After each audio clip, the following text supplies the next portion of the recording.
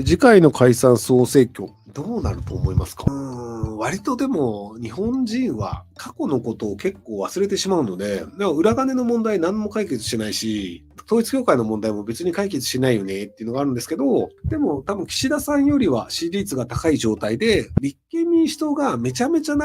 期待できるようなことをやってるかっていうと、代表選をやって野田さんが勝った。でっていうくらいで、特に立憲民主党に期待ができる要素が増えたわけでもないんですよ。なので、大して変化しない結果になるかなと。で、大して変化しない結果なんですけど、でも自民党大敗してないよねっていうことで、多分自民党がそれなりにまた政権を続けていくっていうことで、現状で、ちょっと前までだと維新がずっと伸びてたんですよ。議席数 10% 伸ばすとか、割と伸びてたんですけど、今のところ維新の伸びはもう止まったかなっていう期待感だったりするので、なのでそうすると立憲民主党も伸びないし、維新も伸びないし、で、国民民主党は存在感ないし、令和が多少伸びて、共産党も多少伸びて、で、N 国党はもうなくなるのかな？参政党もなくなる感じ？そうか、あれ参議院だから一応いるのか。っていう感じで、日本保守党も多分もうダメでしょうね。いやー、だからなんでさ、みんな揉めたがるんだろうね。高市さんと高市さん支持者の言ってることと、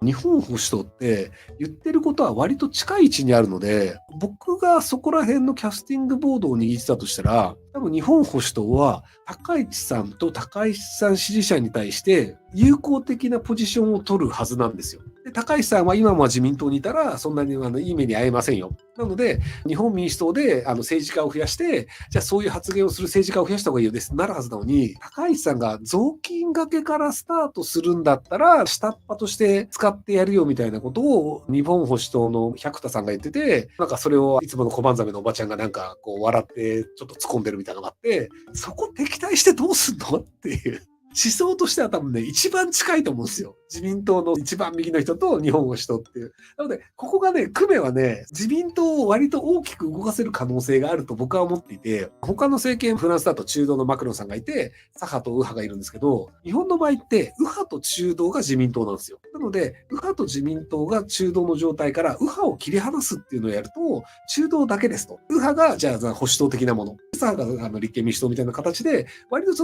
右派が右派として存在感を出せるはずが、出せる可能性があるのに、そこ敵対すんのみたいな。やっぱね、長期的にね、こうした方がうまくいくよねっていう絵を描くことができる能力がないのか、何なんだろうね。みんな自分好きなのかもしれないね。なので、自民党としては、高市さんと高市さん支持者みたいな右の人っていうのもずっと自民党の中に残っていただいた方がいいので、基本的には高市さんを総理大臣にしない方がいいという判断じゃないのっていうのを前回の大阪なんかで言ったんですけど、そういう意味でいくと結局、右派の人も自民党にいたので、保守党はそのまま潰れていっちゃうのかなっていう。僕ね、結構ね、保守党伸びるんじゃないかって予想してたんですよね。日本で本当に真右の政党がいないんですよ。で、日本の場合って自民党が右の主張をする人が自民党の中に内包されてるだけで、実態政策として右の政策は出さないんですよ。なので、実は右っぽい見せ方をしてるけど、右のための政策をやらないっていうので、ずっと飼い殺しされてるんですよね、右勢力って。これって実は左翼勢力も一緒で、左翼勢力の原発反対って言って一生懸命言って、じゃあ政治家が原発反対しますって言って、その政治家に投票してるわけじゃないですか。あれも飼い殺しなんですよ。要するに政権取れないで、原発をなくしたいって言ってる人が政治家を作って、で、その政治家は年収3000万と通信費1000万で4000万もらうみたいなのをぐるぐるやってるだけで、原発なくしてほしいよねとか、経団連みたいなの派遣なくしてほしいねとか、左翼的な思いというのを全て受け止めて、議員の歳費にして政策にはしないっていうので、エネルギーをどんどん消化してるんですよ。左の人たちと左の政党は。で、右の保守もそうで、もうちょっと外国を攻撃できる能力あった方がいいよねとか、スパイ防止法を作った方がいいよねとか、右的にはこれやるべきだよねとか、憲法改正とかっていうのはいろいろあるんですけど、でもそれで自民党に投票するんだけど、でも実際自民党がそういう法案を出すかっていうと、やらない。憲法改正するかっていうと、やらないみたいな。エネルギーがどんどん消化されるっていう、お前ら食い物として利用されてるぞって僕は思うんですよ。なので、日本保守党みたいなのができると、そこはじゃあ憲法改正発議をするとか、発議案を出しますとか、スパイ防止法の法案を出しますとか、っていうので、スパイ防止法の法案を日本保守党が出したときに、自民党がそれに対してどうリアクションするかっていうので、それは作らなきゃいけないよね。じゃあ、ここを変えることで通しますなのか、スパイ防止法なんていらんのじゃ、スパイ天国にするのじゃってなるのかっていうので、自民党の存在感が揺らぐ可能性があるんですよ。なのので、保守党みたいなところがちゃんと法案を出せる能力があった方が、実は右の人たちにとっては良い社会になる可能性があるんですけど、でもなんか、やらないよね。自分好きな人たちがずっと言い争いをしている。いや、僕でもさ、日本にスパイ防止法ができない理由が未だにわからないんですよ。合理的な説明を聞いたことがなくて、外国人の諜報機関の人を捕まえると大変なことになるからっていう陰謀論以外に、スパイ防止法を作らない理由がね、僕わからないんですよ。これ僕は別にガチ用ではないはずなんだけど、でもやっぱりなんか、多くの国ってスパイ防止法的なものがあるんですよ。だから、それなんで作んないのっていうのが、合理的な理由を未だに聞いたことがなくて、反対してる議員は誰っていうと、反対してるのは自民党です。自民党と公明党がスパイ防止法を作りますって言って法案出して、で、多数派を占めてるから、自民党と公明党が議会で賛成ですって言ったら法律になるので、なので、スパイ防止法に反対してるのは自民党と公明党です。でも、自民党の右の人たちは、スパイ防止法は野党が文句を言うからできないんだっていう嘘をついてるんですけど、頭の弱い人はそれに騙されるんですよ。立憲民主党がスパイ防止法に反対してるからできないんだ。なわけはない。自民党が出せばできるんだから。だからね、不思議なんだよね。で、結局自民党で中国のカジノから賄賂200万円もらってましたっていう議員が出てきたりとか、やっぱり中国から金もらってる人自民党にいるよねっていうのは、普通に刑事事件として明確になってるので、それはスパイ防止法を作りたくないよねっていう。陰謀論とは関係なく、やっぱ自民党が作ってないよねっていうのが明確になってるので、なのでスパイ防止法は作るって話をちゃんと進めた方がいいんじゃないかなというふうに僕は思ってるんですけど、はい。もし合理的にスパイ防止法を作らない方が良いという主張があるのであれば、ちょっと皆さん教えていただきたいんですけど、犯罪じゃないと思ってるんだったら、それはそれでいいのかもしれないけど、その可能性、中国様の可能性もあるかなっていうね。やっぱ統一教会も便利だから使うっていうのを自民党がずっとやってたので、やっぱスパイもいた方が便利って思ってる政治家が自民党に多いってことなのかなって思うんですけど、なんか不思議なんだよね。一応今6955人いてコメント書いていただいてるんですけど、今のところなんか自民党が作らない方が日本にとって得な理由を書いてる人が一人もいないんですよね。スパイ防止法を自民党の人たちが作りたくない理由はみんなコメントで書いてるんですけど、日本にとってスパイ防止法を作らない方が良いっていう理由を書いてる人、今のところ一人もいないんですよね。スパイ防止を作らない方が日本にいいんだ。だからこうやって日本は成長してるんだ。だから作らないんだよって言われたら、あ、そうなのかっていうのがわかるんですけど、何なんだろうね。政治とかあんま興味ないんですけど、たまにこういう発言をするんですけど、逆になんでなのか知りたい。好奇心とか構造を知りたいになっちゃう。アメリカが言われてるとか、そう、だから結局ね、陰謀論以外に思いつかないんですよね。不思議不思議。だから石破さんに聞ける人がいたら聞いてみてもいいかもね。なんでスパイ防止法できないんですかっていう。石破さんは既得権益にとらわれないのがいいところだったので、いきなり全権撤回してるところを見ると、自民党の病に向かうんでしょうか。あ、そうなんだ。でも、ある程度仲良くするというのは必要だと思うので、ぶっちゃけ今回の閣僚、超どうでもいいと思うんですよね。総選挙があって、総選挙の後に閣僚変えますっていうの多分なると思うので、なので今は論功交渉の状態なので、適当にやればいいかなと思ってるんですけど、小林孝之さんと高市さんが初手誤ったなと僕は思っていて、論功交渉をする上で、全員に平等にポストを配ることはできないんですよ。党で配れるポストというのが決まっています。政調会長ですとか幹事長ですっていう、ポストという人事を配置するというのが総理大臣のメリットなんですけど、で、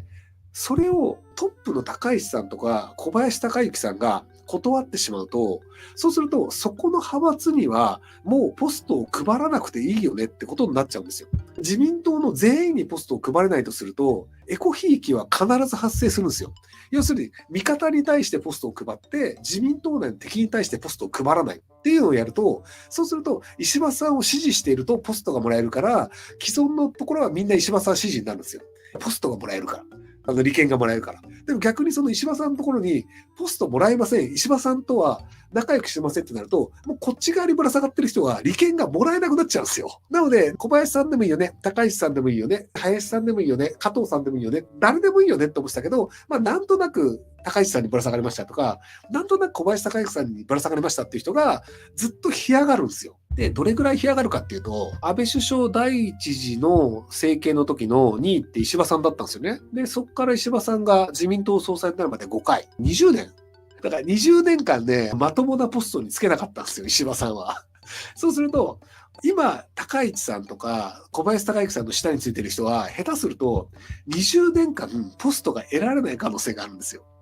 石破さんって裏切るとか、味方を後ろから切るって言われてるじゃないですか。で、あれを石破さんをバッシングしてる人たちが言ってるんですけど、これを高市さんと小林さんは、今それをせざるを得ないんですよ。役職をもらってない。もらってないけど、本来自民党はこうするべきだよねっていう石破政権の文句を言ったりとか、ここが良くないよねと指摘をするっていうのは、言い方を変えると、味方を後ろから切りつける行為なんですよ。で、それポストがもらわなくて自由に発言できるポジションを取ったということは、結果として石破政権に対して文句を言い続けるという、党内野党のポジションを取るということになるんですけど、でもそれって石破さんを攻撃するときに皆さんが言ってらっしゃった、味方を後ろから切りつけるっていうのと、同じことをこれからやろうという主張ですよねっていう。なので、かなり厳しいと思うんですよね。結局その、石破さんが短命なので、石破さんが降ろされた後に、じゃあ返り咲けばいいよねっていう感じで多分石破さんと仲良くしないという選択を取ったってことだと思うんですけど、構造として二階さんとか麻生さんに力があった時代というのが今回明確に終わったので、そうすると二階さん、麻生さんっていうところが支持をしていた高市さんがうまくいきませんでした。なので、石破さんは石破さんの方で割ともう他の派閥をまとめてしまいましたってなると、ちょっとそれをひっくり返すのがかなり状況と難しいと思うんですよね。仮に石破さんが一回選挙で負けましたってなったとして、高市さんだったら選挙に勝てるのか、小林孝之さんだったら選挙に勝てるのかってなると、結構微妙っていうのがもう世の中には知れ渡ってるわけじゃないですか。なので、石破さんのなんかね、政権はそこそこ長く続いちゃうんじゃないかなって気がするんですよね。で、その後多分石破さんの後に林芳正さんが行きますとか、それなりにこう自民党内で、まあこの人だったら納得できるよね、みたいな形の人が行くとすると、高市さん、小林さんというのを排除して、味方を良くするっていうエコひいきがより悪化するんですよね。全員を幸せにすることはできないので、味方を幸せにするということは、イコール味方じゃないやつを不幸にするっていうことによって、その差ができるんですよ。なので、政調会長を自ら断るとか、広報部長を自ら断るってことによって、エコひいきされない側を選んじゃったので、結果としてエコひいきされてる人でずっと幸せになってグループが回って、で、そうじゃないところはずっと不幸なままっていう、そこの構造を自分たちから選んじゃうっていうのが、長期的には考えてないのかなっていう気がするんですよね。むしろ石破さんに徹した風な感じでポストを奪い取って、石破さんが配ることができるポストというリソースを減らすというのが、石破さんのエネルギーを弱める上では重要なんですけど、それをやらなかったっていうのは戦う上ではもったいないなっていうふうに思うんですけど。で、私は石破さん推しです。これから岸田さんの尻拭い大変ないです。高橋さん帰っていいの？注意したんだよ。いや、岸田さんの尻拭いって多分ないっすよ。具体的に岸田さんの尻拭いって何のことを言ってるんだろう。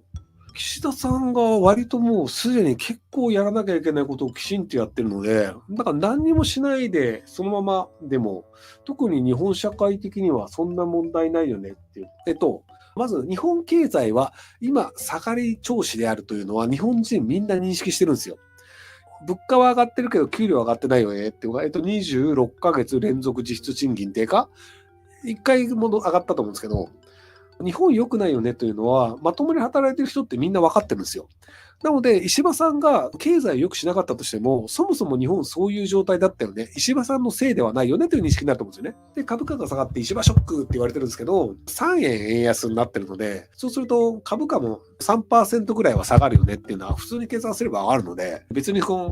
経済が分かる人って見ると、石破ショックというのは別に石破さんのせいではなくて、むしろ円高になることによって起きた副作用なので、円高にできたということの方が、物価を下げるという意味では意味があるので、なので別にそんなに悪いことじゃないよねという用語ができてしまうっていう。もちろん攻撃したい人は、石破ショック、石破ショックって言って頑張ると思うんですけど、悪くなってる最中でみんなが悪くなってると認識してるときにトップになった場合は、その人のせいで悪くなったというふうに思われないんですよ。でも今回は悪いよねっていうのがみんな分かってる状態なので、そういう意味でいくと最悪ではないんじゃないかなと思います。ご視聴ありがとうございます。今回の動画はこちらからの切り抜きになります。